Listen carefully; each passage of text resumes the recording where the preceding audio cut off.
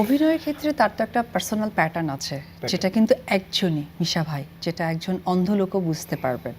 So এইটা তো একটা আর্টিস্ট নিজের মধ্যে গড়ে তোলা কিন্তু বিশাল ব্যাপার। কারণ কালের বিবর্তনে হয় কি, যে একটা আর্টিস্ট কাজ করছে, যখন আপনি স্ক্রিনে দেখছেন মনে থাকছে, যখন স্ক্রিন থেকে চলে যাচ্ছে তখন কিন্তু আপনি ভুলে যাচ্ছেন।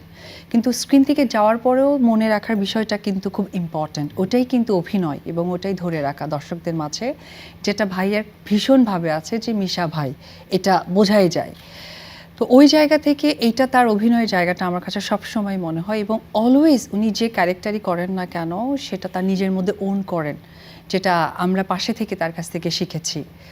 আর ব্যক্তিগত যদি বলা হয়, উনি একদমই একজন সিম্পল মানুষ। কারণ এত কাজ করেছি, মানে আমাদের এমনও হয়েছে যে কক্সবাজারের 4-5টা সিনেমার শুটিং একের পর এক সাইন হচ্ছে করছি, তখন বাধ্য হয়ে বাবুরা ভাবিরা হয়তো কক্সবাজার ঘুরতে গিয়েছে।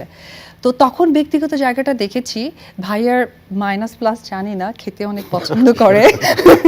আর সেকেন্ডলি হচ্ছে, খেতে বসলে পাশে যারা আছে তাদেরকে ইন্সপায়ার করে, এই খাও খাও, খাবে না কেন, এই এটা খাওয়া না কেন। আর একটা বিষয় যেটা আমি বলি, যে ভাইয়া প্রচুর হাসাতে পারে, মানে তার ভিতরে যে একটা গুপ্ত কমেডি আছে, লাইক এটা শুটিং শেষে বোঝা যেত যে সে এই বিষয়টাকে খুব মাথায় রাখতো। আর একটা খুবই ভালোভাবে, সেটা হচ্ছে গার্জিয়ানশিপ। মানে মিশা ভাই আছে, আমাদের চিন্তা নাই, একটা গার্ডিয়ানশিপ, ভাইয়া দেখেন তো এটা কি হচ্ছে, ভাই এটা কি হওয়া দরকার, দেখছি দেখছি বিষয়টা এইরকম। তো এই সব কিছু মিলে না, মানে অতিরিক্ত একটা ভালো মানুষ।